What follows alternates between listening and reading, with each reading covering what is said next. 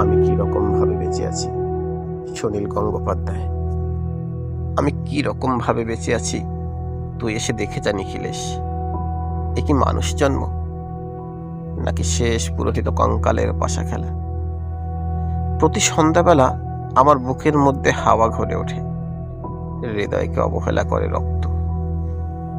আমি মানুষের পায়ের কাছে কুকুর হয়ে বসে থাকি, তার ভেতরের কুকুরটাকে দেখব বলে। আমি আক্রোশে হেসে উঠি। আমি ছারপোকার পাশে ছারপোকা হয়ে হাঁটি, মশা হয়ে উড়ি একদল মশার সঙ্গে। হাঁটি অন্ধকারে স্ত্রী লোকের মধ্যে ডুব দিয়ে দেখেছি দেশলাই জেলে। ও গায়ে আমার কোনো ঘর বাড়ি নেই। আমি স্বপ্নের মধ্যে বাবুদের বাড়ির ছেলে সেজে গেছি রঙ্গালয়।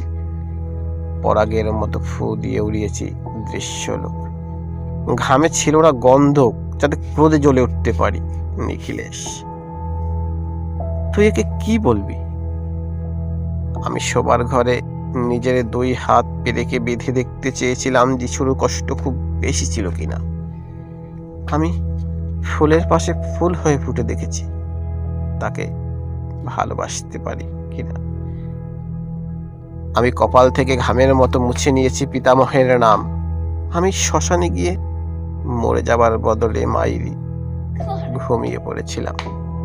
নিখিলেশ, আমি এই রকম ভাবে বেঁচে আছি। তোর সঙ্গে জীবন বদল করে কোনো লাভ হলো না আমার। একই নদীর তরঙ্গ, ছেলেবেলার মতো ডুব সাঁতার, অথবা চশমা বদলের মতো কয়েক মিনিট আলোড়ন, অথবা গভীর রাত্রে সঙ্গমরত দম্পতির পাশ শুয়ে পুনরায় জন্ম ভিক্ষা। কেননা সময় নেই।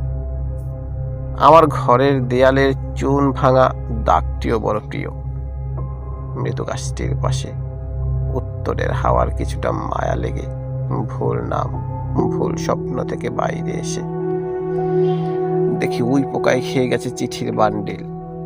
তবুও অক্লেশে হলুদকে হলুদ বলে ডাকতে পারি। আমি সর্বস্ব বন্ধক দিয়ে একবার একটি মুহূর্ত চেয়েছিলাম, একটি ব্যক্তিগত জিরো আওয়ার। ইচ্ছে ছিল না জানাবার এই বিশেষ কথাটা তোকে। তবু ক্রমশই বেশি করে আসে শীত।